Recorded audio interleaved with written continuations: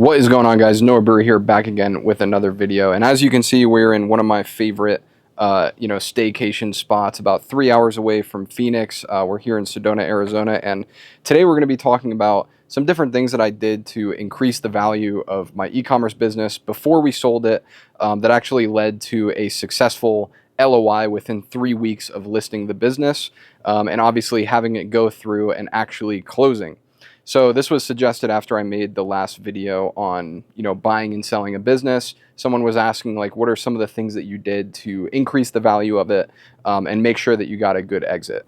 So I do have a few things that I want to go over, but just to give you a heads up, this is a conversation. I'm not saying that these are the best things that you should do inside of your business. I'm just saying that as somebody who's successfully exited an e-commerce business, these are the things that I did during the sale process and before the sale process to prepare for it, that I felt like increased the value of the business and made it more likely for us to actually get a deal and then be able to actually close on the deal, which most deals don't close, as if you may know. The first thing that I would say is probably a year before we actually listed it for sale, I was already looking extremely aggressively at our books, our P&Ls every single month, going through every single transaction and canceling every subscription, software, contractors, basically everything that we don't need to continue growing the business. So this just kind of falls under, keeping your overheads low. That way your profits aren't being eaten up by softwares, contractors, stuff like that. Because what a lot of people in e-commerce do is they'll sign up for, $10K a month worth of softwares, subscriptions, contractors, and they'll just hire them, and they don't really keep an eye on it, and they just kind of leave it on. And you'd be extremely surprised with the amount of money that people are burning on their e-commerce stores, on softwares, contractors, and stuff that they just don't even use. So this business in particular, I actually bought into it. And when I did buy into it, there was about, I want to say, $20,000 of unnecessary monthly expenses that I was able to cut pretty much within a month or two of coming into the business, which, if you sell at a 3x multiple, $20,000 a month, even if you're profiting, 50 grand a month or whatever, the reality is that could be $500,000 in valuation at a 2x multiple, 20 grand a month. Okay, so these are really, really big deals. And that's kind of what motivated me to look at the numbers every single month, because I'm like, every dollar I pull off of the expense sheet, every monthly expense, I'm going to get a multiple on when we go to sell the business. So if we save $1,000, we're not actually saving $1,000, we're making $3,000 more, because we're getting a multiple on those profits. So honestly, that was a huge, huge factor to increasing the value of the business and making it run a lot smoother, was just leaning out and checking the financials every single month in the year prior to listing it for sale. So another thing that we did that I believe had a huge impact was marketing agencies. We had, I want to say, 5 different marketing agencies when I bought into the business. There was a Facebook ad agency, a Google ad agency, an email agency, and a customer support agency, and a CRO agency. So yeah, 5 agencies. And their retainers totaled up to be around $25,000 a month. And over the span of, I want to say, 6 or 7 months, so I bought in February. By September of that year, we had only 1 agency working with us, which was the email marketing agency, and the rest of those agencies we cut and brought the systems in-house. Customer support was extremely easy to bring in-house. The hardest ones were Facebook ads and Google, because obviously it's a very risky change going from hiring agencies and relying on that to bringing it in-house. It's very risky, so we moved a little bit slower with those. So it's a pretty well-known fact that for a year before you sell your business, you want to have a window of just absolutely maximizing profits. This is where you're basically digging into the well that you've been building since day one of building the business, and maximizing the profits that you make. That means, limiting the amount of ads that you're testing, limiting the amount of new things that you try, because every time you try something new, you risk losing money. Where you're not spending money on new stuff, you're not really investing, you're not really reinvesting as much, and you're just trying to maximize profits. But one of the strategies that we employed was, instead of doing that for a full year, we actually only did that for about 4 months. Now, why would we only do that for 4 months as opposed to doing it for a whole year and then listing it for sale? Well, whenever you're in this profit max window, you're limiting the amount of new opportunities that you're opening up for your business, which in the long term can lead to decreased revenue, decreased profits. It's not really good to run a business in a way where you're just maximizing profits. So a lot of people out there tell you to start profit maxing a year before you plan on exiting. But we actually only waited 4 months. And the reason is because we wanted to come from the perspective of we are currently in a profit maxing window. And the strategy that we're using is basically to only be profit maxing for 4 months so that every single month after we list the business, the profits go up. So instead of being in a position where we're profit maxed for a year and we're not opening new opportunities for a year, we still have tons of fresh opportunities and new profits coming in. It's just that every single month, our overheads, our expenses, our founder spend, like everything is so much lower.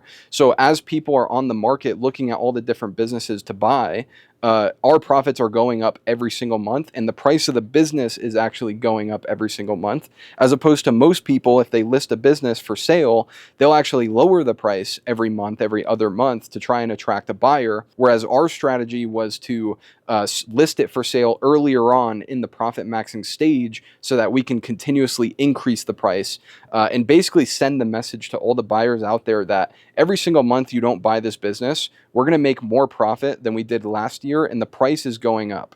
And that also gives confidence to the buyers that the business is on a positive trajectory, as opposed to a business that's been profit maxing for, a year already. It's going to be really, really hard to grow revenue and grow profits month after month as the business owner if you haven't been testing new products, new ads, opening, new platforms, new channels. Like if you don't have any experimental spend, it's going to be hard to keep profits increasing or mostly out of your control. So this was like a really, really important and powerful strategy that I think for any e-commerce business, at a smaller scale, if you're doing like under 10 million a year, if you're trying to exit it, you should probably follow this strategy as opposed to trying to maximize profits for a year to try to get the highest exit value.